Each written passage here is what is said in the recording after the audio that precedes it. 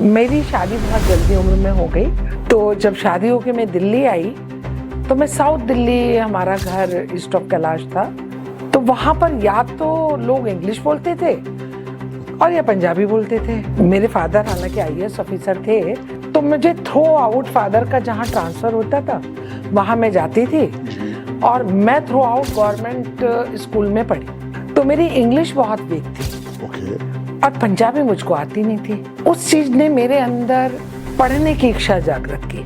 तो संदीप जी, जब मेरे बच्चे ने पढ़ना शुरू किया, स्कूल में एडमिशन उसको कराया, तब मैंने अपनी पढ़ाई शुरू करी। तो हम माँ और बेटा साथ पढ़ते थे। तो मैंने लॉ किया, पहले लॉ करके था कि भाई कहीं जॉब करूंगी। तो मेरे चाचा जी उस समय क्रिफ्को के मैनेजिंग डायरेक्टर थे, तो मैं उनके यहाँ गई। मैंने कहा चाचा जी, मैंने लॉ कर लिया है और आप मुझको अब सर्विस दे दीजिए कहीं। तो बेटा, लॉ में तुमको कहीं भी कोई वैकेंसी नहीं है। तो मैंने ब्यूटिशियन का प्रोफेशनल कोर्स किया। तो घर वालों ने कहा तुम पार्लर में काम करोगी। उस टाइम उस चीज ने मुझे ये बताया कि जीवन में पैरों पर खड़ा होना बहुत आवश्यक है। नमस्कार दोस्तों, जय गुरुजी। कैसे हैं आप? आज मुझे एक गाना बहुत याद आ रहा है, जिंदगी का सफ़र कैसा है ये सफ़र, कोई समझा नहीं कोई जाना नहीं। आज जिस मेहमान से हम मिलने आए हैं, बहुत बड़ा उनका आशीर्वाद है। आपने उनको बहुत बारी न्यूज़ चैनल पे देखा होगा, बहुत जगह पे वो अपना आशीर्वाद देने आती हैं। मैं भी नेपाल गया था, तब मैंने उनसे अपना आशीर्वाद लिया था, और उससे पहले भी हम एक जगह और गए थे। तो पर्पज़ ये है कि आपको ये एक बहुत फेमस चेहरा बहुत चैनलों पे दिखाई देता है। आज मुझे उन्होंने टाइम दिया, शायद कम से कम 4 महीने की वेटिंग करने के बाद मुझे टाइम मिला है। आज हम जिनसे मिलने आए हैं उनका नाम है सतगुरु माँ उषा माँ। तो आप अगर चाहें तो उनको सर्च भी कर सकते हैं और आप देखेंगे कि कितना बड़ा आशीर्वाद आज हम आपको देने जा रहे हैं। आज मेरा सौभाग्य है कि मैं आपके पास आया हूं और बात मेरे मन की, मेरा चैनल का नाम है।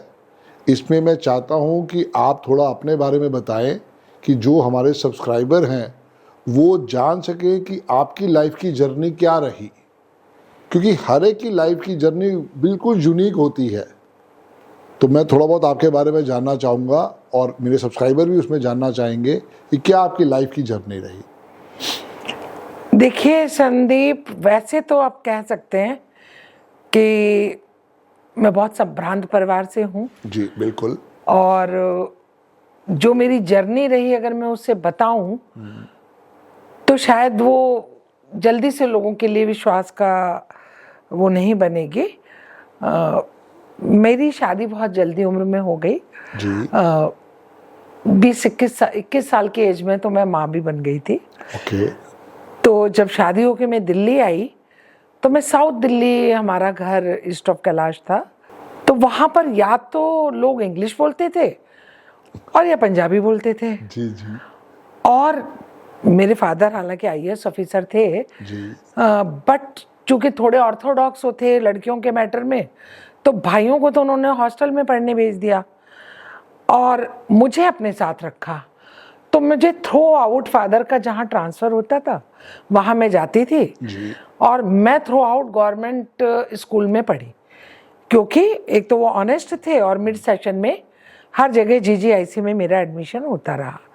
तो मेरी इंग्लिश बहुत वीक थी। ओके। और पंजाबी मुझको आती नहीं थी, तो लोग या पंजाबी बोलते थे या इंग्लिश, और मुझे दोनों में ही कुछ समझ नहीं आ रहा होता था कि ये क्या कह रहे हैं। तो वहाँ से कहीं एक खालीपन, सूनापन की शायद मेरा एजुकेशन प्रॉपर नहीं है, या मैं थोड़ा सा इन लोगों के बीच में कैसे सरवाइव करूँ जी। उस चीज़ ने मेरे अंदर पढ़ने की इच्छा जागृत की। Very good.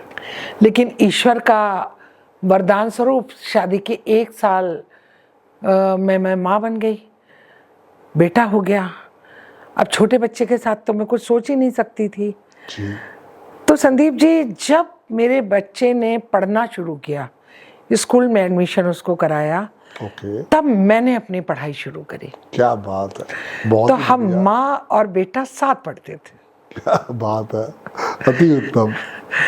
तो मैंने लॉ किया पहले, अच्छा, और लॉ करके था कि भाई कहीं जॉब करूंगी। जी, प्रैक्टिस घर वालों ने परमिशन नहीं करी, तो उन्होंने कहा भाई चलो कोई अच्छा जॉब होता है तो कर लो।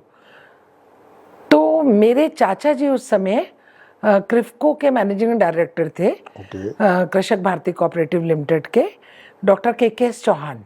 ओके, तो मैं उनके यहाँ गई, मैंने कहा चाचा जी मैंने लॉ कर लिया है और आप मुझको अब सर्विस दे दीजिए कहीं।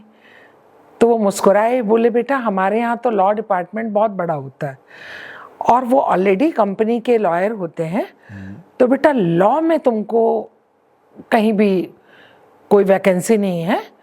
अगर तुम एग्रीकल्चर लाइन से पढ़ी होती तो मैं तुमको जरूर जॉब दे देता। तो हमने कहा ठीक है, हम वापस पलटे। हमने कहा एग्रीकल्चर की तो मेरे पास कोई डिग्री नहीं है। बिल्कुल, तो मैंने कहा मैं एग्रीकल्चर लाइन से पढ़ लेती हूँ, और मैंने पीजी एग्रीकल्चर लाइन में किया। और फिर कहते हैं ईश्वर की बात कि जब मैं एग्रीकल्चर लाइन के, मैंने रूरल इकोनॉमिक्स एंड कॉरपोरेशन में पीजी किया, और जब मैं पीजी के फाइनल ईयर में थी तो मैं फिर प्रेग्नेंट हो गई। ओके, और बिल्कुल फुल टाइम प्रेगनेंसी में मैंने पीजी का फाइनल का एग्ज़ाम दिया, भगवान की दया से क्लियर किया। लेकिन मैं फिर वहीं खड़ी हो गई जहाँ 10 साल पहले शादी के टाइम खड़ी थी। अब छोटा बच्चा छोड़ के, और वो भी फीमेल चाइल्ड, तो घर वालों की कोई परमिशन ही नहीं थी कि मैं जॉब कर पाती, और कर सकती भी नहीं थी। जी। एक की जगह 2 बच्चे और छोटा बच्चा। तो फिर मैंने घर में रह के कि कुछ करूं, तो किसी ने कहा ऐसा करो कि आप यहाँ south Delhi east of Kailash घर था, जी, और GK1 में शहनाज का ब्यूटी पार्लर होता था। ओके, और शहनाज का उस समय बहुत नाम था, शहनाज हुसैन का। तो लोगों ने कहा कि आप जो आसपास के नेबर्स थी कि आप ना पार्लर का कोर्स कर लो। तो मैंने ब्यूटिशियन का प्रोफेशनल कोर्स किया, और जब कोर्स करके मैंने कहा कि अब मैं पार्लर खोलूँगी या पार्लर में कहीं पे मैं काम करूँगी, तो घर वालों ने कहा तुम पार्लर में काम करोगी। अब उन्होंने फिर मुझे वहीं खड़ा कर दिया। अब मैं फिर फ्रस्ट्रेशन में। फिर किसी ने कहा कि ऐसा करो, अगर आपको ना ये इलेक्ट्रॉनिक बोर्ड्स ऑपरेट करना आ जाएगा तो किसी भी EPBX बोर्ड जो होते हैं, तो आप उसका कोर्स कर लो और आपको उससे बढ़िया जॉब मिल जाएगी। पास ही नेहरू प्लेस था ना, तो वहाँ तो सारी कंपनी में ये यूज होता ही होता था। हाँ, तो मुझे वही सजेस्ट किया। बिल्कुल, तो कनॉट प्लेस में सूर्य किरण बिल्डिंग में एक तलवार इंस्टीट्यूट होता था, ओके, जहाँ वो हर तरह के बोर्ड्स को ऑपरेट करना सिखाते थे, EPBX से। तो मैं ईस्ट ऑफ कैलाश से CP जाती थी और मैंने सब तरह के बोर्ड ऑपरेट करना सीखा। बहुत बढ़िया। उसके बाद जब जॉब की बात आई कि जॉब करेंगे, तो घर वालों ने कहा तुम रिसेप्शनिस्ट बनोगी, मतलब ही नहीं है। मैं फिर बैठ गई। तो होता क्या था कि घर वाले, कुछ मैं पढ़ना चाहती थी, करना चाहती थी, तो वो सब तो करने देते थे जी, लेकिन काम नहीं करने देते थे कहीं कि या तो कोई बहुत रिप्यूटेड आपकी जॉब हो, ये इस टाइप के काम नहीं करोगे। और आपको पता है हम लोग क्षत्रिय हैं, तो थोड़ा वैसे ही फीमेल्स के मैटर में ऑर्थोडॉक्स होते हैं। जी, तो मेरे ऊपर बहुत रिस्ट्रिक्शंस इस तरह के थे कि मैं ये नहीं कर सकती या ये नहीं, लेकिन पढ़ना या कुछ सीखते थे तो वो नहीं रोकते थे। तो मैं बहुत निराश होकर घर बैठी कि सैलून में खोल नहीं सकती। उन्होंने कहा कि क्या नाई बनोगी, जी, क्या तुम रिसेप्शनिस्ट बनोगी। तो हमने कहा मैं घर पे ही कुछ काम करूंगी। तो वो जुनून था ना एक काम करने का। तो आप ये बिलीव करो, मैं इसमें रोकना चाहूंगा आपको। एक बार ये अपनी डेट ऑफ बर्थ जरूर बताइए दुनिया को। मेरी, वैसे तो स्त्रियों के से उनकी उम्र नहीं पूछते, लेकिन चलिए अब आप पूछ रहे हैं क्योंकि आप एक बहुत बड़े विश्व स्तर के न्यूमरोलॉजिस्ट हो। मैं इसलिए बताना चाह रहा हूँ कि देखो, स्ट्रगल के अंदर डेट ऑफ बर्थ का और सक्सेस स्टोरी में डेट ऑफ बर्थ का, दोनों के अंदर ही बहुत बड़ा राज छुपा होता है। नहीं देखो, आप एक बहुत बड़े न्यूमरोलॉजिस्ट हो, वर्ल्ड फेम के, सब आप पे ही आशीर्वाद तो है। इसलिए मैं आपको अपनी डेट ऑफ बर्थ एग्जैक्ट वाली बता देती हूँ। ठीक है जी। नहीं वैसे तो मैं नहीं बताती। ठीक है जी। मेरी डेट ऑफ बर्थ है 11/11/1959। क्या बात है, क्या बात है। ड्राइवर आपका 2 है और कंडक्टर आपका 1 है। और जैसे मैं कहता हूँ कि शुरू के 40 साल ड्राइवर का रोल है, बाद के 40 साल कंडक्टर का रोल है। अब दर्शकों को स्टोरी समझने में और आसानी हो जाएगी। देखिए इस बीच में ना संदीप, बहुत चैलेंजेस और भी आए जो बियॉन्ड इमेजिनेशन मेरे भी थे जी। जब मैं प्रेग्नेंट थी उस टाइम मेरी बेटी होने वाली थी, मैंने बताया जी। तब कुछ ऐसे सर्कमस्टांसेस बने कि that time I was alone और मुझे किसी का कोई भी सहयोग नहीं था, इवन ना मायके का ना ससुराल का। जी। तो मेरी स्थिति ये थी कि कहते ना इतनी बड़ी दुनिया में आप एकदम अकेले हो। अकेले। उस टाइम उस चीज ने मुझे ये बताया कि जीवन में पैरों पर खड़ा होना बहुत आवश्यक है।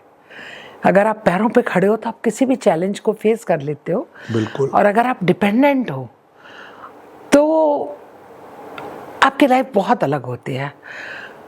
तो फिलहाल मैं उस फेज से निकली जी। और मैंने कहा कि घर में ही कुछ करती हूँ, क्योंकि छोटी बच्ची को छोड़ के काम करना कहीं बाहर बहुत मुश्किल था। बहुत मुश्किल था। और थोड़ा सा ऑर्थोडॉक्स वाली बात थी कि फीमेल चाइल्ड को क्रच में भी नहीं छोड़ना है। तो 1 साल की जब मेरी बच्ची थी या उससे भी पहले से मैंने घर के अंदर गारमेंट्स का बिजनेस शुरू किया। ओके। कि मैं अपने घर में ही रह के गारमेंट्स का काम करूँगी। और मैंने गारमेंट्स का काम किया और ईश्वर की इतनी कृपा हुई मेरे ऊपर कि मेरा गारमेंट्स का काम बहुत अच्छा चला। बहुत बढ़िया। और वो मैंने एक बहुत बड़ा स्पेस लिया और 16-17 एम्प्लॉय रखे। और मैंने फिर सक्सेसफुली मैं कह सकती हूँ कि मैंने 23 साल पूरा departmental store, ladies and children wear and utensils और स्टेशनरी एंड गिफ्ट आइटम, पूरा एक बड़ा डिपार्टमेंटल स्टोर चलाया और उसकी चेन बनाई। उसमें प्रॉफिट भी आया। अच्छा प्रॉफिट आया, मतलब एक हैंडसम प्रॉफिट आया जी। और मैंने एक बहुत बड़ा जगह ली काम के लिए और मैंने सक्सेसफुली 22 से 24 साल में कह सकती हूँ करीब तकरीबन मैंने बिजनेस किया। और in the mean time MNC से जुड़ी मैंने मैक्स न्यूयॉर्क लाइफ इंश्योरेंस में मैं फाउंडर मेंबर हूँ उसकी। जी जी। मैंने उसमें काम किया, मैंने म्यूचुअल फंड्स का किया साथ साथ, साइड बाय साइड। क्योंकि एक वक्त मैंने बताया ना, एक हार्ड टाइम आया था बिल्कुल, जिसने मुझे कैरियर की और पैसे की दोनों की महत्ता समझा दी। कि जब मेरा टाइम अच्छा शुरू हुआ और मैंने काम शुरू किया और मेरा बिजनेस भगवान की कृपा से बहुत अच्छा हो गया, तो जिन रिश्तेदारों ने मुझको पहचानने से इनकार कर दिया था, मायके और ससुराल वाले, वो सारे रिश्तेदार वापस मेरे यहाँ थे और वो रिश्ते उतनी ही मधुरता से फिर आगे चलने लगे। बहुत बढ़िया। तो ये मेरा स्ट्रगल या लाइफ की एक जर्नी थी और इसी ने मुझे ऑकल्ट की ओर मोड़ा। मैंने कहा जब लाइफ में हार्ड टाइम आया तो मैं सोचने पे विवश हुई कि मैं इतने बड़े घर की लड़की, इतने बड़े घर की बहू, और मैंने कोई गलत काम भी लाइफ में नहीं किया जी। तो फिर ये मेरी लाइफ में क्यों हुआ, मैंने ये फेज लाइफ का क्यों देखा और ये चैलेंजेस मैंने क्यों फेस किया। हालांकि मैं आध्यात्म या धर्म की ओर झुकाव था, परिवार धार्मिक प्रवृत्ति का था, तो 9-10 साल की एज से मैंने नवरात्रि के पूरे व्रत रखती थी। Very good. बट वो सिर्फ वहीं तक सीमित था, पूजा पाठ और व्रत उपवास तक। लेकिन ऑकल्ट में मैं जुड़ी अपने उस अनुभव के बाद कि जब मैंने लाइफ में इतना हार्ड टाइम और टफ टाइम देखा तो उसने मुझे सोचने पे मजबूर किया कि ये मेरे साथ क्यों हुआ। और तब करीब 35 साल पहले मैंने ऑकल्ट को समझा और ये जानने की कोशिश की कि ये क्या है, मैंने ये क्यों फेस किया और तब से एक अलग यात्रा प्रारंभ हो गई। करीब करीब आपको 35 साल हो गए इन सब विद्याओं के साथ जुड़े हुए। जी, बहुत अच्छी बात, मेरा 35 इयर्स का एक्सपीरियंस। बहुत अच्छी बात है। मेन बात ये है उषा जी कि देखो, कोई भी विद्या आप सीखो और उसके ऊपर इम्प्लीमेंट करो तो रिजल्ट तो जरूर मिलता है। आज आपकी जर्नी जो है वो एक हार्डशिप वाली रही है, और मैं तो बार बार ही कहता हूँ, जिनका भी डेट ऑफ बर्थ 2 है, 4 है, 8 है, उनके लिए भगवान ने भर भर के तकलीफ दी है। जैसे ही आपका 1 कंडक्टर एक्टिवेट हुआ, वो आपके लिए स्पोर्टिव बन के चल गया। अब इसके पीछे आपकी डेडिकेशन है कि आपने कितनी मेहनत करी है किसी भी चीज़ को सीखने के लिए। आप चाहते तो अपने ससुराल वालों के साथ बैठ के अपने बड़े आराम काटते भी, जो आ रहा है बहुत बढ़िया आ रहा है। घर वालों ने, जैसे आपने बताया कि आईएएस ऑफिसर थे आपके पिताजी, तो घर वालों तो बड़े सोच समझ के शादी की होगी, हर चीज़ को, मायने को चेक किया होगा और फिर उसके बाद शादी की होगी, लेकिन उसका नहीं रिस्पॉन्स बन पाया। All credit goes to you, क्योंकि आपने मेहनत का साथ नहीं छोड़ा और करके दिखाने का जज्बा जो था आपको, वो आपको आगे लेके आया है। ये सच है संदीप जी जी कि मैं भी मानती हूँ कि उम्र कोई एक संख्या या गिनती होती है, जी बाकी जज्बा काम करता है कि कितनी शिद्दत से, कितनी ईमानदारी से, शिद्दत के साथ ऑनेस्टी की बात भी करती हूँ। हर चीज ऑनेस्टी मांगती है। मैंने ऑनेस्टी से दिन और रात दिया। मैंने एक दिन में 14-14, 16-16 घंटे काम किया है। Very true. तो मैं कह सकती हूँ I am self made women. Yes. और ऑकल्ट की भी मैंने कम से कम 40 से 50 मॉडलिटी के बीच में मैंने सीखी। बहुत ही अति उत्तम, बहुत ही अति उत्तम।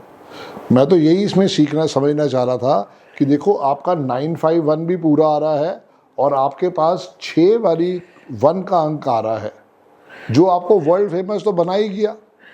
6 नहीं, हाँ, मेरा कुआं नंबर भी 1 है। ओ 7 बार ही आ गया। मेरे पास 7 बहुत बार, बढ़िया, बहुत मेरे बढ़िया। पास 7 बार 1 है। जी जी जी। तो रियली आई एम लकी। हाँ, कि और मैं, ये भी रेयर है उषा जी, क्योंकि 7 का अंक या तो मैंने जीनत अमान के पास देखा या फिर आज मैं आपके साथ बैठा हुआ हूँ।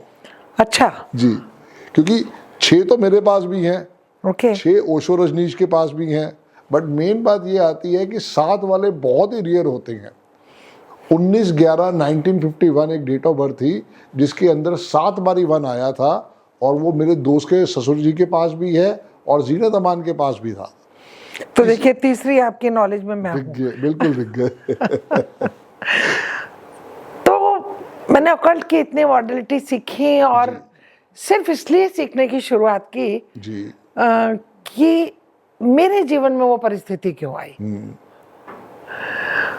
उसने मुझे बहुत कुछ सीखने और समझने और सोचने पे मजबूर किया। जी। और मैं आज भी कह सकती हूँ कि बहुत सी ऑकल्ट में नई नई मॉडलिटी मुझे देखने को मिलती हैं, जी। तो मैं उनको भी सीखने की कोशिश करती हूँ। बिल्कुल सीखना चाहिए। Where there is will, there is way।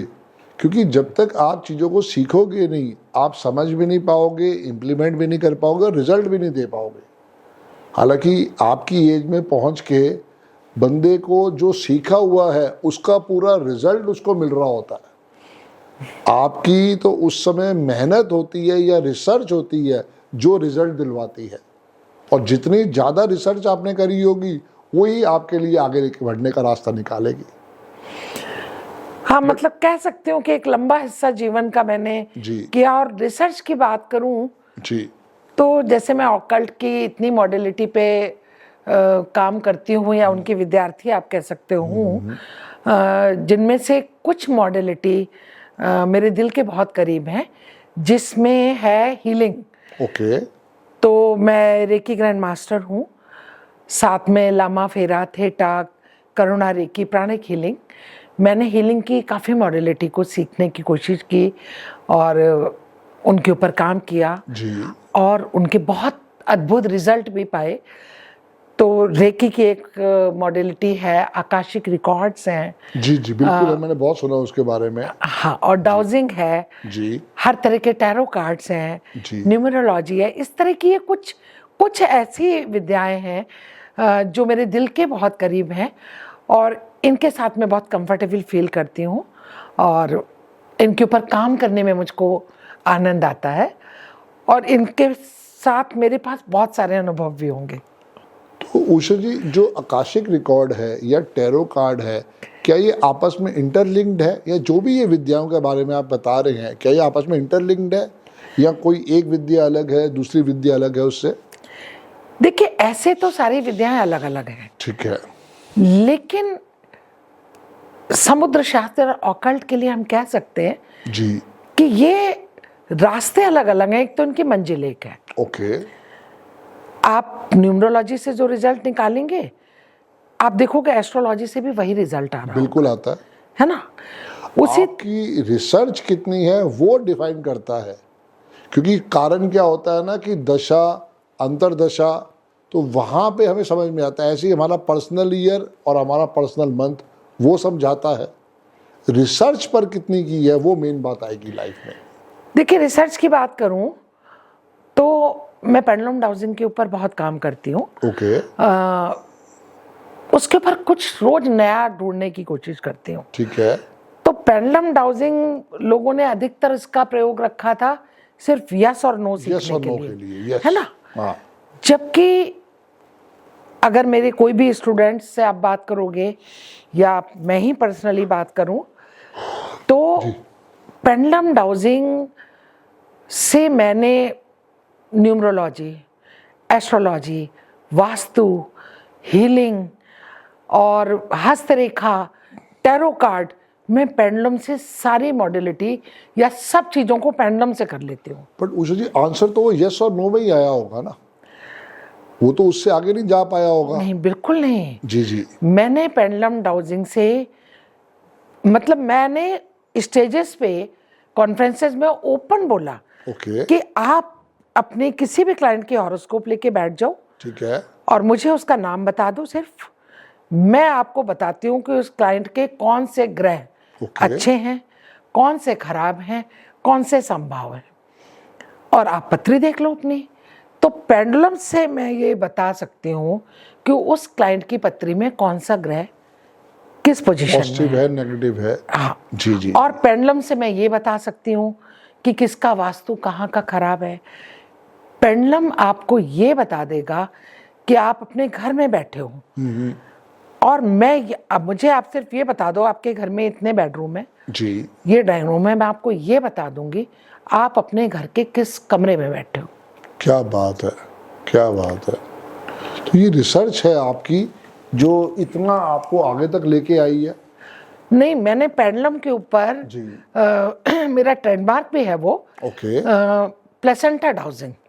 ओ, मैंने इसके ऊपर रिसर्च करी और इसके इतने जबरदस्त रिजल्ट निकल कर आए कि कितनी गायनाकोलॉजिस्ट मेरी स्टूडेंट है। बिल्कुल ठीक है, लेबर पेन, पेंडुलम डाउजिंग के द्वारा लेबर पेन की हीलिंग, लेबर पेन कम होता है।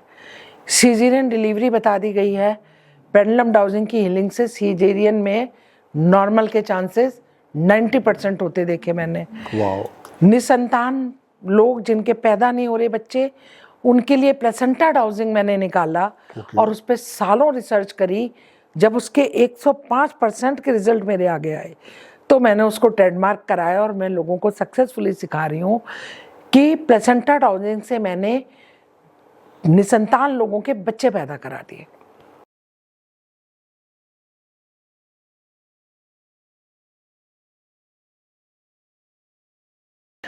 देखिए, मैं नोएडा में रहती हूँ और नॉर्मली आजकल तो सब कुछ हमारा साइंस इतना डेवलप है कि ऑनलाइन सब कुछ है जी, तो अगर आपको कुछ भी कंसल्टेशन किसी को चाहिए जी, तो वो वीडियो कॉल पे ऑनलाइन मुझसे कंसल्टेशन ले सकता है।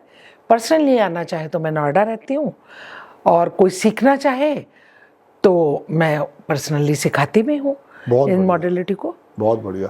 तो ऑनलाइन भी सिखाती हो आप, ऑफलाइन भी सिखाती हो या सिर्फ ऑनलाइन? मैं नॉर्मली ऑनलाइन सिखाती हूँ। कोरोना के बाद से थोड़ा सा ऑनलाइन का ज़्यादा वो हो गया, बिल्कुल, तो नॉर्मली ऑनलाइन सिखाती हूँ। ऑफलाइन सिखाना कम पसंद करती हूँ अनटिल अनलेस कि किसी का बहुत ही तीव्र इच्छा ना हो। जी, हालांकि मैं उसको भी टालती हूँ कि ऑफलाइन मेरे पास ना आए कोई, ठीक है। लेकिन कई बार कुछ ऐसे हो जाता है जी। कि मजबूरी में आपको फिर ऑफलाइन भी कुछ चीजें संभालना बतानी या सिखानी पड़ती हैं, ठीक बात है। तो फिर ऐसे केसेस में मैं ऑफलाइन भी सिखाती हूँ। Very good. सो डाउजिंग के अंदर हम क्या सिर्फ यस नो का आंसर ले सकते हैं या कोई और चीज के अंदर भी हम उसमें समझ सकते हैं? डाउजिंग आप किसी से एमआरआई कराते हो, जी, जी। स्कैन कराते हो, जी। आप हॉस्पिटल में जाके स्कैन कराओ, मैं पेंडुलम से आपकी पूरी बॉडी स्कैन कर दूंगी। मैं आपको ये बता दूंगी कि आपकी बॉडी के कौन सा पार्ट में कहाँ प्रॉब्लम है, आपका कौन सा चक्रा एक्टिवेटेड है, कौन सा सेमी एक्टिवेटेड है और कौन सा ब्लॉक है, और खाली बता नहीं दूंगी, उनको एक्टिवेट कर दूंगी जी। इसके अलावा आपका हाथ, किसी को ABCD हस्तरेखा की नहीं आती, मैं सिखा दूंगी पेंडुलम से किस तरह से वो हाथ देख लेगा, किस तरह पेंडुलम से हॉरोस्कोप देख सकता है, किस लिए पेंडुलम से वास्तु कर सकता है, पेंडुलम से टैरो कार्ड रीड कर सकता है, मैं पेंडुलम से न्यूमरोलॉजी, मैं पेंडुलम से सब कुछ सिखा सकती हूँ और सिखाती हूँ। तो किसी भी तरह का प्रश्न हो आप पेंडुलम से बड़े आराम से उसका आंसर दिलवा सकते हैं। बिल्कुल। ग्रेट, बहुत बढ़िया। और आपने कहा था ना कि ये सब विद्याएं क्या एक दूसरे से जी कनेक्टेड जी है। जी जी जी। अगर बात करूं मैं आकाशिक रिकॉर्ड्स की, तो पेंडुलम और आकाशिक रिकॉर्ड्स, ये दोनों को हम कह सकते हैं चोली दामन का साथ। ओके। अगर आपको पेंडुलम आता है और आप आकाशिक रिकॉर्ड्स भी सीखना चाहते हो, जी हाँ। या आपको आकाशिक रिकॉर्ड्स आते हैं और आप पेंडुलम सीखते हो, तो आप पेंडुलम से आकाशिक रिकॉर्ड्स के अंदर बहुत अच्छा काम कर सकते हो। मतलब आप ये कह सकते हो कि सोने पे सुहागा। ओके। तो पेंडुलम और आकाशिक रिकॉर्ड्स, ये एक सिक्के के दो पहलू आप कह सकते हो। क्योंकि उषा जी होता क्या है, फीमेल्स को सारा सारा घर का काम संभालना पड़ता है, तो उनके लिए घर पे ही रह के कोई अपॉर्चुनिटी आ जाए तो बहुत बढ़िया है। जैसे अब आप समझा रहे हैं टैरो कार्ड के बारे में, डाउजिंग के बारे में या और ऐसे सब्जेक्ट के बारे में, तो वहाँ पे हम घर पे रह के ही सीख भी सकते हैं और अपनी सोर्स ऑफ इनकम को भी उसमें आइडेंटिफाई कर सकते हैं इन्हीं विद्याओं के साथ। आपने एक ऐसी अच्छी बात पूछी जी जी जी। जो खासकर हमारी फीमेल्स के लिए, जी हाँ। जो कुछ करना चाहती हैं और उनको अवसर नहीं मिलता, जी हाँ। या कुछ करना चाहती हैं और उनको समझ नहीं आ रहा कि हम क्या कैसे करें। हर बंदा जॉब के लिए बना नहीं है। नहीं, लेडीज के लिए बहुत सारे और चैलेंजेस होते हाँ, हैं कि वो चाह कर भी जॉब नहीं कर सकती, बिल्कुल। क्वालिफाइड है फिर भी नहीं कर सकती। बिल्कुल। तो ऐसी उनके लिए मैं कहती हूँ, मैं लेडीज को खासकर कहती हूँ जी। कि वो पेंडुलम डाउजिंग सीखें, आकाशिक रिकॉर्ड सीखें, और मैं छोटी छोटी बहुत सारी मॉडलिटी सिखाती हूँ जिनमें अगर आपको एस्ट्रोलॉजी नहीं आती, आपको टैरो नहीं आता, आपको रेकी नहीं आती, आपको न्यूमरोलॉजी नहीं आती, वास्तु नहीं आता, तो ऐसी छोटी छोटी बहुत सारी मॉडलिटी हैं जो कि इक्विवेलेंट गुड है, और उनको तत्काल प्रभाव से सीख के आप अपनी रोजी रोटी का भी साधन बना सकते हो। जैसे राइस प्रिडिक्शन, चावलों के द्वारा किसी का भूत भविष्य वर्तमान बताना, कौड़ी प्रिडिक्शन, गोमती चक्र prediction, coin prediction, currency prediction, dice prediction, साथ में प्लेइंग कार्ड से प्रिडिक्शन। इसमें आपको अगर ABCD भी नहीं आता ऑकल्ट का, कि O नहीं आता एस्ट्रोलॉजी का, A नहीं, टैरो का T नहीं, तो भी आप इन छोटी छोटी, इवन पेंडुलम, आपको किसी सब्जेक्ट का कुछ नहीं आता, आप सिर्फ पेंडुलम और ये कुछ मैं जो छोटी छोटी आपको मॉडलिटी बना रही हूँ, इनको सीखकर आप नेक्स्ट डे से अपना सोर्स ऑफ इनकम कर सकते हो, कमा सकते हो। फीमेल्स के लिए खासकर ये बहुत अच्छी एक लाइन है अगर वो चाहें, और सबसे बड़ी चीज रेस्पेक्टफुल है। सबसे बड़ी बात वही है, क्योंकि इज्जत की रोटी खाना सबसे बड़ी बात है, और लोग आपसे आके मिलते भी हैं, आपके चरणों को भी हाथ लगा के जाते हैं। एग्जैक्टली। ये सबसे बड़ा आशीर्वाद है इस विद्या का। तो रेस्पेक्टफुली अपने घर में बैठ के महिलाएं जी। किस तरह से अपनी आजीविका कमा सकती हैं, इज्जत से अपने घर में बैठ के रोटी कमा सकती हैं। तो मैं सबको कहती हूँ कि जो मैंने कुछ मॉडलिटी आपको बताई, और खासकर मैं कहती हूँ ना सीखें आकाशिक पेंडुलम जी। डाउजिंग, और ये जो कौड़ी, राइस, गोमती चक्र और coin, playing cards, dice prediction, ये सब सीख के वो लोग बहुत अच्छे से अपना जीवन यापन कर सकते हैं। बहुत अच्छी बात। और इवन जो एस्ट्रोलॉजर्स हैं, जी। अगर वो भी पेंडुलम डाउजिंग सीखते हैं, तो जो मैं बता रही हूँ, जिस तरीके से मैं सिखा रही हूँ या बता रही हूँ, वो अगर उनका रेशियो कंसल्टेशन का या प्रेडिक्शन का या घटना सत्य असत्य होने का 90% है, तो पेंडुलम के साथ कनेक्ट करके वो 105% श्योर प्रेडिक्शन दे सकते हैं। बहुत बढ़िया, बहुत ही बढ़िया। तो हम ये कह सकते हैं कि सब मॉडलिटी कहीं ना कहीं दूसरे से कनेक्टेड होती हैं। कनेक्टेड है। अगर हम पेंडुलम और आकाशिक की बात करें, तो आकाशिक रिकॉर्ड्स जो हैं वो क्लाउड है, और पेंडुलम जो है वो वाईफाई राउटर है।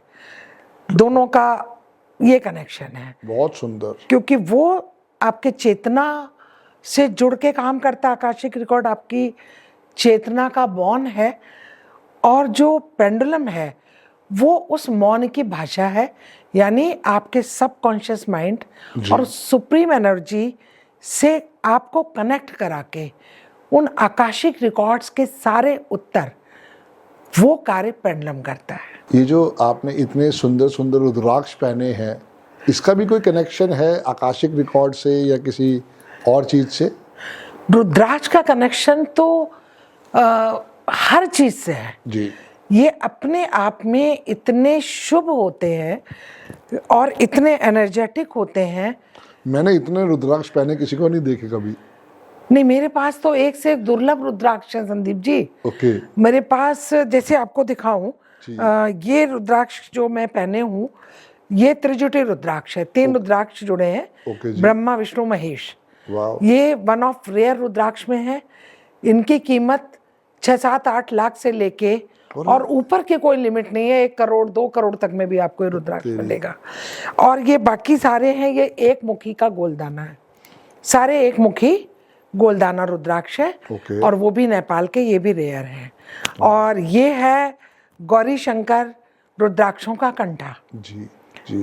तो ये रुद्राक्ष जो अपने आप में आपकी एनर्जी, आपके इनर पावर, ये सब कुछ इसको पहनने मात्र से, धारण करने मात्र से आप उस एनर्जी को अपनी बॉडी में चेंज होता फील करोगे।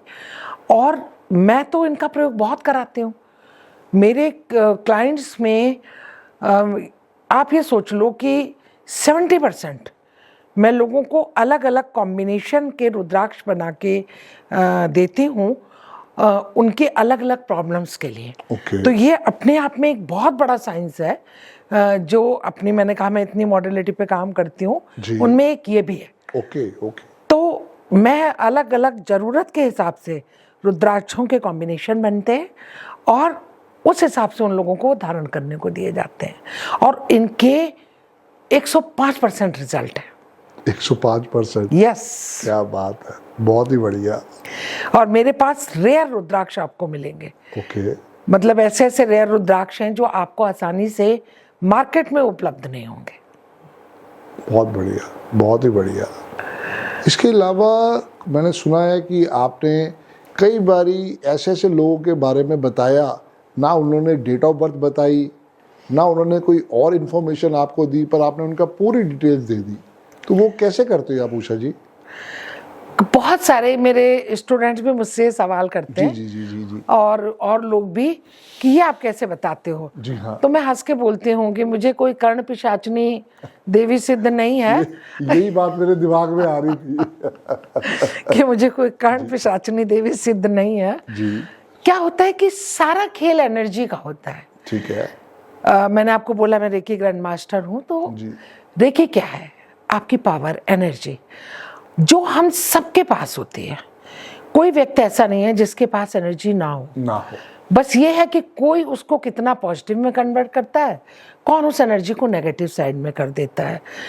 इस पावर का अगर आप प्रयोग करो और थोड़ा भी इसके ऊपर आप वर्क कर लो, तो आप किसी को देख के उसके एनर्जी से कनेक्ट होते ही आपको इतना कुछ पता लगता है या लगने लगता है कि कई बार आप खुद नहीं समझ पाते हो कि मुझे ये कैसे पता लगा। आप मुझसे पूछोगे, वाकई मुझे कई बार खुद नहीं पता होता कि मैं इस चीज को कैसे देख पाई जी। कि लोगों के घर में, भाई आपके घर में यहाँ ये चीज रखी है, आप हटा दीजिए, आपने इस रंग के कपड़े आपकी अलमारी में रखे हैं जी। आपके घर में इस जगह टाइल टूटी है, यहाँ पे पत्थर टूटा है, यहाँ पे आपके किचन में ये पड़ा है। अब वो लोग हतप्रभ रह जाते हैं क्योंकि मैं तो उनमें से आधे से ज्यादा लोगों को जानती भी नहीं हूँ, अननोन लोग हैं। तो ये इनर पावर होती है जो आपके लगातार अभ्यास, खुद को इम्प्रूव करना, अपनी खराब चीज़ों को छोड़ना, अपनी इनर पावर को बूस्ट करना, प्रभु का ध्यान करना। और आपको एक चीज़ बोलूं संदीप जी, सबसे बड़ी चीज़ जो क्या होती है, जिसको मैं कहती हूँ कि किसी भी चीज़ की जड़ जी। आपका एक अच्छा इंसान होना। ओके। अगर आप एक अच्छे इंसान हो तो आप विश्वास करो, आप वैसे बहुत पावरफुल हो जी। आप अगर यहाँ से प्योर सोल हो, अच्छी आपके अंदर आत्मा है, तो आप किसी को ना भावना से मिट्टी भी उठाकर ऐसे दे दोगे ना, वो मिट्टी भी उसको फल जाएगी। तो किसी भी ऑकल्ट की मॉडलिटी के लिए या हीलिंग मॉडलिटी के लिए सबसे बड़ी कंडीशन होती है आपका अच्छा इंसान होना। जी, बिल्कुल ठीक कह रहे हो, क्योंकि वो तो होना ही चाहिए। भगवान कृष्ण ने यही आशीर्वाद समझाने की कोशिश करी कि आप अच्छे बनो, बस जितना हो सके धर्म के साथ जुड़ो, अच्छे कार्य करो। रिजल्ट आपको क्या मिला क्या नहीं मिला वो प्रभु के हाथ में है, वो भगवान के हाथ में है, पर अच्छा बनना तो आपके हाथ में है। जितना अच्छा बनोगे, उतनी नीयत साफ रखोगे, उतना लाइफ में काम बनते जाएंगे। लेकिन ये बड़ा दुर्भाग्यपूर्ण है संदीप जी, कि हम लोग बातें तो बड़ी बड़ी ये करते हैं जी, लेकिन जब वास्तविकता की बात करें तो इससे बाहर नहीं निकल पाते लोग। वो इस पथ पे कहते हैं ना, जितना सुनने में ये साधारण लग रहा है जी, तो ये अच्छा इंसान बनने का सफर शायद उतना आसान नहीं है। पक्की बात है। आपने एक अभी वर्ड यूज किया था, पास्ट लाइफ रिग्रेशन। थोड़ा मुझे उसके बारे में बताइए, क्योंकि उसकी क्यूरियोसिटी हर व्यक्ति विशेष को रहती है। पिछले जन्म में मैं क्या था, आने वाला जन्म के बारे में भी अगर हम कुछ बता सकते हैं तो वो और अति उत्तम होगा। देखिए, मैंने कहा था ना कि सब विधाएं एक दूसरे से जुड़ी होती हैं। जी जी, आकाशिक रिकॉर्ड्स है, आकाशिक रिकॉर्ड्स के अंदर ही एक पार्ट होता है पास्ट लाइफ, एक पार्ट होता है टाइम ट्रैवल हम बोलते हैं जी, फ्यूचर लाइफ प्रोग्रेशन होता है जी, तो past life regression, future life progression, इनके माध्यम से हम बहुत कुछ चीज़ें लाइफ में ठीक कर पाते हैं। जैसे हीलिंग से हम बहुत चीज़ें कर लेते हैं, जैसे मैंने पेंडुलम हीलिंग की बात की थी, हीलिंग मॉडलिटी की थी। तो आपको एक इंसिडेंट बताती हूँ कि एक बहुत बड़ी सिंगर है, मैं नाम नहीं लेना चाहूँगी, ठीक है जी, उनका स्वास्थ्य काफ़ी दिन खराब रहा। वो मतलब एक जानी मानी सिंगर है कि हिंदुस्तान का बच्चा बच्चा जानता है। वो हिंदुस्तान की बहुत प्रसिद्ध सिंगर है, गायिका है, अच्छे भजन वगैरह भी गाती हैं, बहुत प्रसिद्ध हैं। तो उनका स्वास्थ्य का कुछ समस्या हुई और उन्होंने मुझे अपने पास बॉम्बे बुलाया। ओके। तो मैंने उनकी हीलिंग की और उनको बहुत लाभ मिला। तो हीलिंग एक ऐसी चीज़ है कि जहाँ मेडिकल साइंस जहाँ खत्म होती है, आई एम नॉट टॉकिंग, मैं चैलेंज नहीं कर रही हूँ, बट मेडिकल साइंस जहाँ खत्म होती है वहाँ से हमारी ऑकल्ट की या हीलिंग की मॉडलिटी सब शुरू होती है। मैंने एक एग्जांपल उन सिंगर का दिया जिनको बहुत लाभ मिला, और एक एग्जांपल मैं अपना भी दूंगी। 29 जून को सोमनाथ मंदिर के आगे खड़ी हुई थी और वहाँ सडन मेरे बैक में प्रॉब्लम हुई और मैं लिटरली वहाँ से व्हील चेयर पे वापस दिल्ली लौटी। आप बिलीव करोगे एमआरआई में L3, L4, L5 डॉक्टर्स ने कहा ये सब टेढ़ा मेढ़ा होके नसें दब गई हैं और नीचे का हिस्सा मेरा पैरालिटिक हो चुका था। 5 नामी हॉस्पिटल और 5 नामी न्यूरोलॉजिस्ट सबने कहा कि सर्जरी इमीडिएट, और सर्जरी के बाद भी आप पैरों पे खड़ी हो पाओगी या नहीं इसकी कोई गारंटी नहीं। मैंने ऊपर वाले की ओर देखा और मेरी बहू बेटा साथ थे। मैंने कहा बेटा व्हीलचेयर घर ले चलो। 2 महीने मैंने कहा बाहर सबको कह देना कि मैं यहाँ नहीं हूँ, और सिर्फ एक फिजियोथेरेपिस्ट मेरे यहाँ एंटर होता था। और 2 महीने में मैं 2.25 महीने बाद जब बाहर आई हूँ तो मैं पहले व्हीलचेयर से वॉकर से 2 स्टिक, 2 स्टिक से 1 स्टिक, और स्टिक छोड़ के मैं आज 2.5 महीने में I was perfectly all right. कोई सर्जरी नहीं, कोई घर के बाहर नहीं निकली। तो मैं सिर्फ ये बताना चाहती हूँ जहाँ मेडिकल साइंस या साइंस की लिमिट ख़त्म होती है वहाँ से हमारी ऑकल्ट की और हीलिंग की सीमा शुरू होती। जो सबसे बड़ी बात है उषा माँ वो है विश्वास। आपने अपने विश्वास को हिलने नहीं दिया। डॉक्टर तो अपना काम कर रहे थे, जो भी उनको लगा वो उन्होंने अपना काम करा, पर आपने जो अपने ऊपर भी हीलिंग करी अपने विश्वास को कायम रखते हुए, वो रिजल्ट आ गया। वरना कोई दूसरा नॉर्मल आदमी हो तो शायद अभी 2-3 साल खड़ा ना हो पाता जो ढंग से आप बता रहे हो। नहीं, डॉक्टर्स के हिसाब से तो मैं सर्जरी के बाद भी खड़े होने के चांस नहीं थे। यस। और आपके आगे हैं। और आपको बड़ी बात नहीं बोलती, अच्छे मिनिस्टर्स, किसी का नाम नहीं लूंगी, उनके घरों में रिलेशनशिप इश्यूज, उनके बच्चों के डिप्रेशन के इश्यूज या ड्रग्स के, अल्कोहल के, उनकी हीलिंग्स मेरे पास आती हैं। और ईश्वर वाले की, ऊपर वाले की मेहर है, कृपा है कि अभी तक तो 1000% सक्सेसफुल रिजल्ट रहे हैं। बिल्कुल आगे भी बहुत रहेंगे, क्योंकि आपका आशीर्वाद हमें मिलता रहेगा तो हम सब अपनी लाइफ को ठीक ढंग से चेंज कर पाएंगे और उसके साथ एंजॉय कर पाएंगे। और साथ में आपने बात करी थी पास्ट लाइफ और आकाशिक की। जी। तो आपने आकाशिक मतलब हमारी सोल की हर जन्म की लाइब्रेरी। ठीक है। हमारी गीता कहती है, हमारा धर्म कहता है, और दुनिया का हर धर्म कहता है कि शरीर मरता है, आत्मा हमेशा जीवित रहती है। बिल्कुल। तो आत्मा जीवित रहती है, इसका मतलब कि आपका ये पहला जन्म नहीं है। आपकी सोल का ये पता नहीं कौन सा वाला जन्म है। You never know। इसके पीछे की क्या जर्नी है आपको नहीं मालूम। तो आपके आगे ऐसे बहुत से केसेस होंगे, इवन आपने अपनी लाइफ में खुद भी महसूस किया होगा कि बहुत से प्रश्नों के उत्तर नहीं मिलते। बिल्कुल नहीं। कि everything is all right medical report में, लेकिन शरीर में दर्द है। सब कुछ ठीक है, बिजनेस अच्छा है, लेकिन कर्जे पे कर्जे लद रहे।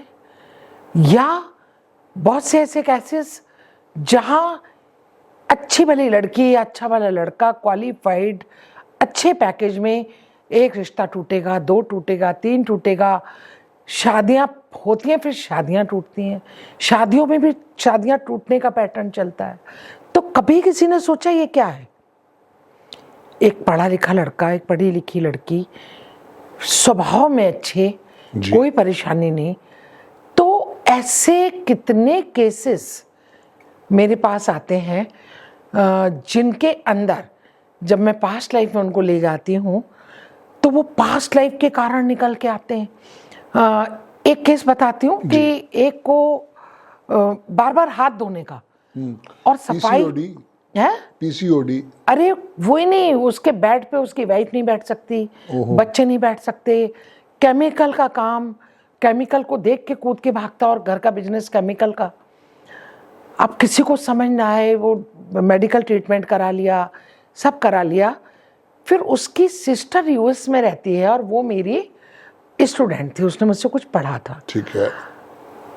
उसने मुझे बोला कि क्या आप मेरे भाई की हेल्प कर पाएंगे? जी। मैंने कहा डेफिनेटली, हीलिंग मॉडलिटी और पास्ट लाइफ वाली चीज़ें ऐसी हैं कि इससे सब कुछ निकल के आता है।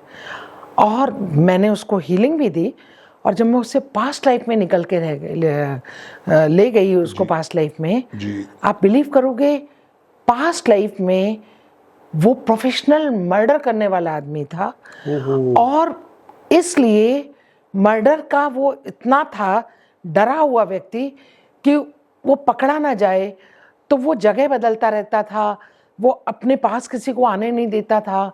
तो इस जन्म में भी उसकी सोल में वो सब कुछ थे कि वो बार बार हाथ धोना, कि वो मर्डर करके जो भी अपने को क्लीन करता होगा, वॉट एवर इट इज, और साथ में लोगों से बचना, मेरे कमरे में कोई ना आ जाए, मेरे बाथरूम में, वो एक सब में रहकर भी खुद को छुपाना, खुद का लोगों का सामना ना करना, वो उसके पास्ट लाइफ से निकल कर आया। तो ये यहाँ पर पास्ट लाइफ काम करता है कि पास्ट लाइफ से ये पता लगता है कि कैसे क्या था ये इस लाइफ में। सोल एक्चुअली वही जर्नी लेके आगे आती है सोल, पक्की बात है। तो वो निकल के आया, और वो लड़का भगवान की दया से, उसके घर वाले मुझे शायद थैंक्स कहते, उनका मुंह नहीं दुखता। ऐसे मेरे पास एक केस आया जी, लड़की की 3 शादियां टूटी। अच्छा। उससे पहले उसके एंगेजमेंट भी पता लगा, 3-4 एंगेजमेंट तक रिश्ता आके टूटा, फिर उसके एक के बाद एक 3 शादियां टूटी। सुशील संभ्रांत लड़की, अच्छे घर की लड़की, पढ़ी लिखी लड़की, खूबसूरत लड़की। उसका भी फिर केस आया, पेरेंट्स आए। जब उसे पास्ट लाइफ में ले गए तो ये निकल के आया कि उसका बहुत सीरियस अफेयर था, और जिससे उसका अफेयर था उस लड़के से उसने शादी करने से तो इनकार कर ही दिया जी। और उसको मतलब ब्रेक कर दिया उस रिलेशनशिप को। और डिप्रेशन में उस लड़के ने जिससे अफेयर था इतना डीप था कि उसने सुसाइड कर लिया। अब वो पिछले जन्म के कर्म का जो लेकर आए जी, तो वो इस जन्म में भुगत रही थी, उसका कहीं सेटलमेंट ही नहीं हुआ। फिर जाके उसकी हीलिंग और उसका पास्ट लाइफ में ले जाके जी, हम लोग कार्मिक डेप्ट को भी रिमूव कराते हैं, हम कॉर्ड कटिंग भी करवाते हैं। ये सारी मेथड्स हैं जिससे हम सोल का पिछले लाइफ से वो कटवाते हैं। और अब वो लड़की आज बहुत अच्छी, हेल्दी और अच्छी शादी में खुश है वो। एक केस था जिसमें एक कमर दर्द एक को था, और कमर दर्द का केस, और दूसरे उसको साथ में था, उसे ऊंचाई से डर लगता था। ओके। कमर में परमानेंट दर्द, और ऊंचाई से वो अपनी बालकनी से भी फीमेल नीचे नहीं झांक पाती थी। तो वो केस आया मेरे पास, तो निकल के आया जब उसको पास्ट लाइफ में ले गए कि वो, और मेडिकल साइंस में उसकी सारी रिपोर्ट ठीक, MRI ठीक, स्कैन जो कुछ कराया उन्होंने, x ray, everything was all right, लेकिन उसका दर्द नहीं जाता था कमर का। तो पता लगा कि वो पास्ट लाइफ में ऊपर से गिरी थी और कमर टूटी थी और उसमें उसकी डेथ हुई थी, जो पास्ट लाइफ में जाके उसने देखा। जी, जी। तो ये चीजें ऐसी हैं कि जिन प्रश्नों के उत्तर आपको ढूंढने से नहीं मिलते, जिन बहुत से क्या क्यों ट्रोमा हो गए, फाइनेंशियल इश्यूज हो गए, रिलेशनशिप के इश्यूज हो गए, सब कुछ ठीक होने के बाद भी अगर ये सब क्षेत्रों में गड़बड़ी है तो आप ये मान के चलिए कि आपका पास्ट लाइफ का आप बोया हुआ काट रहे हो, या पास्ट लाइफ का कोई कर्मा है जो आपको इस लाइफ में जीने नहीं दे रहा, क्योंकि आपकी सोल आपके हिसाब से आप अभी हो जी, बट आपकी सोल कितनी जर्नी कर कर आई है जी, ये नहीं मालूम। इसी तरह जब हम फ्यूचर लाइफ में ले जाते हैं तो फ्यूचर लाइफ में ऐसे ऐसे केसेस को मैंने ठीक होते देखा है कि करीब 42 इयर्स का आदमी था जी, और टोटल फेलियर बिजनेस में, और अच्छे घर का, अच्छे बिजनेसमैन का, लेकिन वो जिस चीज को हाथ लगाता था फेलियर। ओके।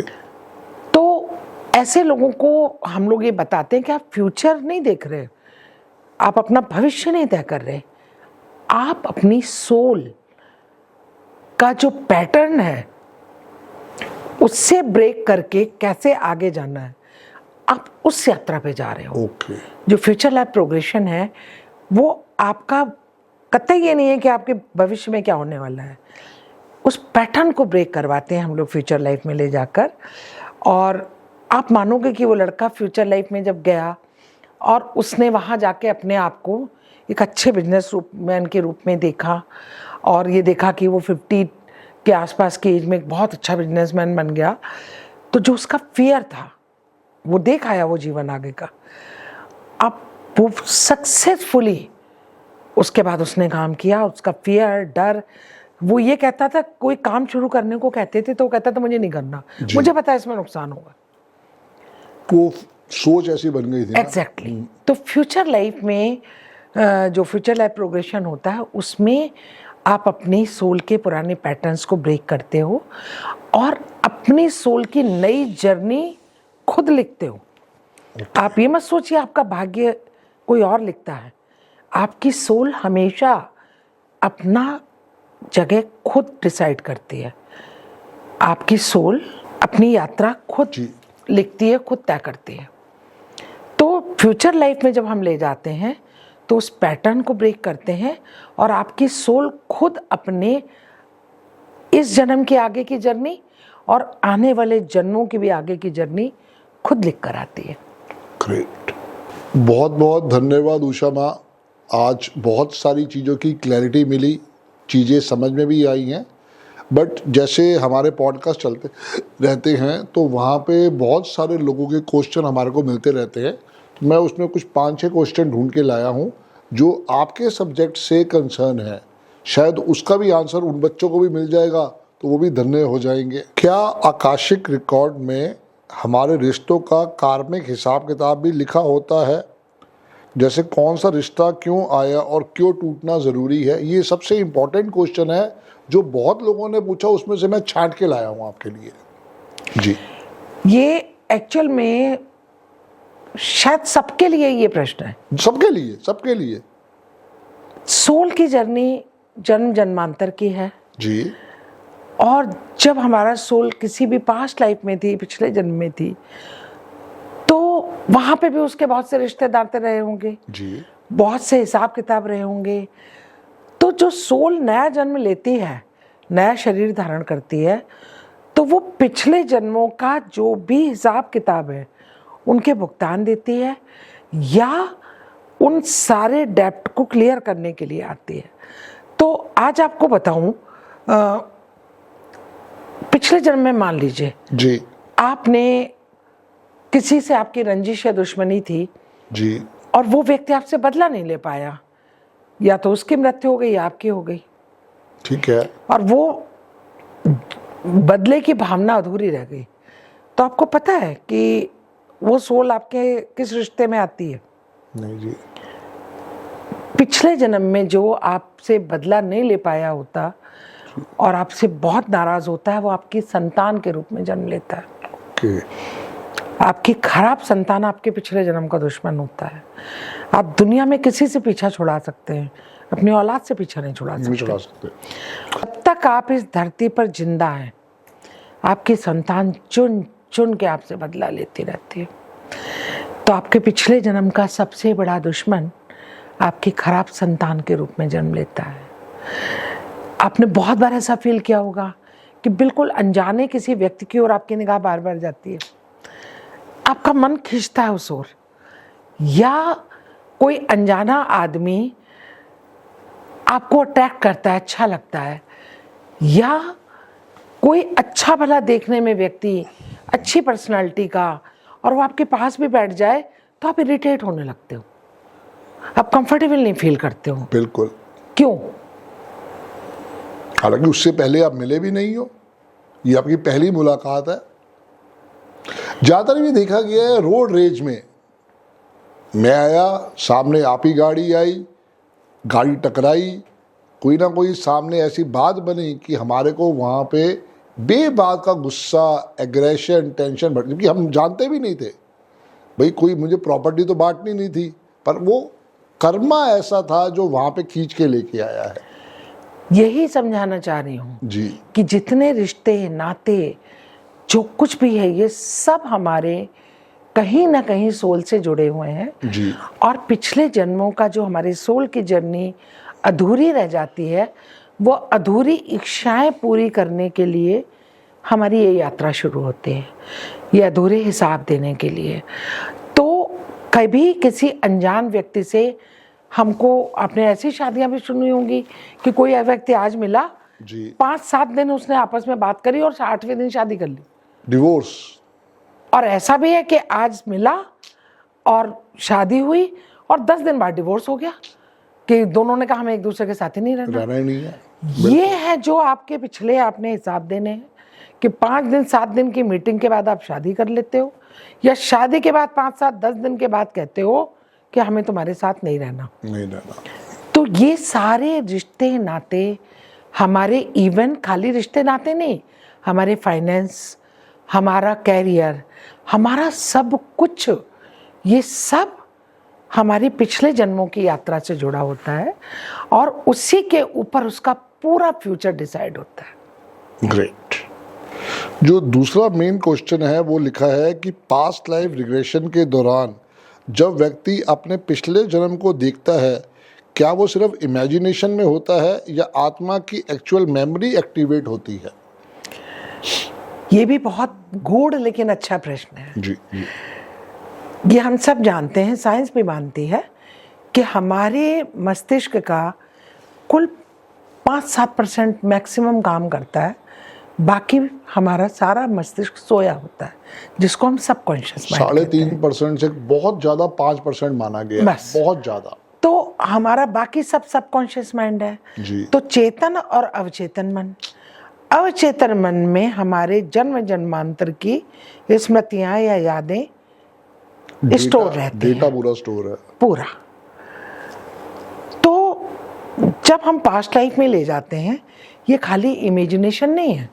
मेरे कितने स्टूडेंट्स के मैं आपको एक्सपीरियंस शेयर कर सकती हूँ कि जब मैं उनको पास्ट लाइफ में ले गई तो उन्होंने ऐसी ऐसी शक्लें देखी जिनको वो जानते नहीं थे, ऐसे ऐसे कंट्रीज में पहुंच गए जहां वो कहीं गए नहीं थे, और उन्होंने अपनी वेशभूषा जो बताई आके कि मैंने इस तरह के कपड़े पहने हुए थे, या मैंने इस तरह के कपड़े पहने किसी को देखा, मैंने इस तरह का हिल्स देखे, इस तरह के लोग देखे, इस शक्लों के लोग देखे। तो वो तो उन लोगों से तो कभी मिले ही नहीं थे। तो कोई इमेजिनेशन भी आप किस चीज़ की कर पाते हो? जो आपके दिमाग में हो, आप उसी चीज़ को, या कोई विचार या कोई चीज़, उसको आप इमेजिन करोगे। बिल्कुल। जो चीज़ उनकी लाइफ में ही नहीं थी, उन्होंने देखी नहीं, सुनी नहीं, समझी नहीं, कभी पढ़ी नहीं, और वो उस चीज़ को देख रहे हैं तो, और आके बता रहे हैं। कुछ ऐसे बुजुर्गों से मिलके आए लोग कि आके जब पता चला तो वो पता चला उनके 4 फादर्स में से एक थे, वो फोटो सेम थी जिनसे वो मिल के आए। तो कोई तो था ना जी, जिससे वो मिले। और आपको एक सबसे बड़ा चीज जो मेरे एक स्टूडेंट के साथ हुआ, जी, जी। कि उसके फादर की कोरोना में डेथ हो गई। अच्छा। और वो बहुत सी चीजें अपने फादर से पूछना चाहता था और वो नहीं पूछ पाया। तो जब मैं उसको पास्ट लाइफ में ले गई तो पास्ट लाइफ में उसको अपने फादर मिले, और वो फादर से मिलके उसने अपने उन प्रश्नों के उत्तर मांग लिए जो वो उनसे पूछना चाहता था, या जिनको बिना बताए उसके फादर चले गए। अब आप इसको क्या बोलोगे? क्या ये कल्पना है? क्या सिर्फ आप इसको इमेजिनेशन में गिन सकते हो? पर उसे सब आंसर मिले, सब आंसर मिले, वो पूछ के आया। तो ये, इसको आप इमेजिनेशन नहीं कह सकते हो। बिल्कुल। ये सब रियलिटी है और इसे एक्सेप्ट करना पड़ता है। अच्छा, बहुत से केसेस हैं, आपने फील किया होगा, कोई बच्चा पैदा हुआ जी, और किसी एक ऐसी आर्ट में वो पारंगत है जो कि उसने कभी सीखी नहीं, बट उसके परफेक्शन है उसमें। कुछ लोग किसी जगह जाते हैं और जाके उन जगहों को पहचानने लगते हैं, वो क्या था, वो पास्ट लाइफ में वहां थे, उनका पिछला जन्म वहां था। या कुछ लोग पैदा होने के जा रहा है, बड़े हुए तो उन्होंने कहा कि ये तो मेरा घर नहीं है, मेरा घर तो उस जगह है, वहां मेरी बीबी है, वहां मेरे माँ बाप हैं, वहां मेरे बच्चे हैं, और उन बच्चों ने ले जाके वहां खड़ा कर दिया और वहाँ वो सारे नामों के लोग थे जिनको वो यहाँ बता रहा था, जिनसे ना उनके घर वालों का कोई लेना देना था, ना उस बच्चे का था। तो इसको आप क्या बोलोगे? ये तो सब समझने आपके पास आए हैं। तो जो सत्य है वो सत्य है जी। क्या कभी ऐसा भी हुआ है किसी क्लाइंट ने अपने पास्ट लाइफ में किसी अपने को दुश्मन के रूप में देखा हो और वो इंसान आज भी उसके जीवन में मौजूद हो? हाँ, एक हस्बैंड वाइफ में बहुत झगड़ा होता था। ओके। और वो दोनों ही मेरे पास आए थे। अच्छा जी। आए तो वो एस्ट्रोलॉजिकल उसके लिए थे, एडवाइस के लिए थे। जी। लेकिन जैसा आपने पहले भी मुझे पूछा था कि किसी को देख के मुझे बिना बताए भी बहुत कुछ दिखता है। जी हाँ, जी हाँ। तो वो एनर्जी जैसे मेरी उनसे कनेक्ट हुई तो मैंने उनसे कहा कि ये आप हॉरोस्कोप को किनारे रख दो, कि इससे अलग की कुछ दुनिया है, क्या आप उस दुनिया में जाना पसंद करोगे? तो पहले तो उन लोगों ने मना किया, फिर दोनों में से एक राजी हुआ। और आप बिलीव करोगे कि वो हस्बैंड वाइफ पिछले जन्म के कट्टर दुश्मन थे। एक दूसरे के खून के प्यासे दुश्मन थे और उनमें से एक की मृत्यु हो गई थी बिना बदला लिए हुए। और इस जन्म में वो पति पत्नी के रूप में आए और एक दूसरे के जिसको कहते हैं ना कि कुत्ते बिल्ली का बैर, कि शायद ही एक दिन में 24 घंटे में से कोई 2 घंटे भी गए होंगे जो आपस में नहीं लड़े होंगे। और वो देख के आए, उनमें से एक गया पास्ट लाइफ में और उसने देखा क्लियर कट, और ये भी देखा कि ये इस जन्म में मेरी पत्नी है। मतलब वो उल्टा था, उस जन्म में वो मेल फीमेल ही एक दूसरे के दुश्मन थे और इस जन्म में जो मेल था वो फीमेल के रूप में था, जो फीमेल थी वो मेल के बॉडी में थी।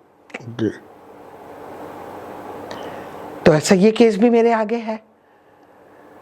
फिर उनको समझाया गया, वो कार्मिक डेप्ट कटिंग होती है, वो सारे प्रोसीजर से उनको ले गए, काउंसलिंग की गई, उनको आज वो अच्छी हेल्दी लाइफ जी रहे। बहुत बढ़िया बात है। तो ये सब कुछ तो है। उषा माँ, अगर कोई कंसल्टेशन आपसे लेना चाहे तो उसके लिए क्या प्रोसीजर है और कंसल्टेशन लेने के लिए कहाँ आना पड़ेगा, ये थोड़ा और बताएं बच्चों को। देखिए संदीप, कंसल्टेशन भी मैं नॉर्मली ऑनलाइन देती हूँ, वीडियो कॉल पर। ठीक है। और डेफिनेटली कंसल्टेशन का एक चार्ज है, वो चार्ज लोग पे करते हैं और उसके बाद उनको एक टाइम दिया जाता है, मेरी टीम टाइम देती है और फिर उनका कंसल्टेशन का टाइम और डेट फिक्स होती है और वो मुझसे कंसल्टेशन लेते हैं, जिसमें वो अपने बारे में जो भी जानना चाहें, जिस भी प्रॉब्लम से रिलेटेड, वो आके मुझसे बात करते हैं और अकॉर्डिंग टू उनकी रिक्वायरमेंट कि उनको आगे कुछ चीज़ पहननी है या उन्हें हीलिंग में जाना है या उनको पास्ट लाइफ में जाना है, वो फिर आगे डिसीजन हम लोग मिल के लेते हैं। तो उषा माँ, चार्जेस कितने होंगे आपके? मेरे 51,000 मेरे चार्जेस हैं। अति उत्तम, अति उत्तम। फिलहाल तो उषा माँ यही सब क्वेश्चन थे मेरे पास, पर बहुत कुछ सीखने को मिला, बहुत कुछ समझने को मिला। और ये जितनी भी विद्याएं हैं अपने आप में बहुत सपोर्ट देने वाली विद्याएं हैं। अच्छी बात यह है कि आपका जो 35 साल का ज्ञान है, जो आपकी रिसर्च है, वो हमारे काम आएगी। उसी का सारा आशीर्वाद हमें आज मिल रहा है। मैं बहुत बहुत आपका आभारी हूँ, धन्यवाद कहता हूँ। चर्चा ज़रूर जारी रहेगी क्योंकि ये हमारा पहला एपिसोड है आपके साथ। चर्चा ज़रूर जारी रहेगी, बट इसको पहले लॉन्च करते हैं, दुनिया को दिखाते हैं। जल्दी ही दोबारा मुलाकात करेंगे। थैंक यू संदीप, आप इतने व्यस्त हो, वर्ल्ड फेम के न्यूमरोलॉजिस्ट हो और आपने इतना टाइम निकाल के इस चर्चा को कौतूहलवश या एक हेल्दी डिस्कशन के रूप में किया, तो थैंक यू। बहुत बहुत आपका धन्यवाद उषा माँ, आपसे मैं आशीर्वाद लेने आया और मैं गदगद हो गया हूँ आज। बहुत बहुत धन्यवाद। Thank you. सो दोस्तों, कैसा लगा आपको ये एपिसोड ज़रूर हमें बताइएगा, बट भूलिएगा मत, मेरे चैनल को आपने सब्सक्राइब करना है, लाइक करना है, शेयर करना है और जो भी आपको कमेंट्स लग रहे हैं ज़रूर हमें बताएं, क्योंकि हम इसके बाद इसका पार्ट 2 भी लेके आएंगे। और उषा माँ से जो क्वेश्चन मैं अभी नहीं पूछ पाया हूँ, आप हमें कमेंट्स करके बताएं, वो क्वेश्चन भी हम नोट करके लाएंगे। All the best. जय गुरु जी।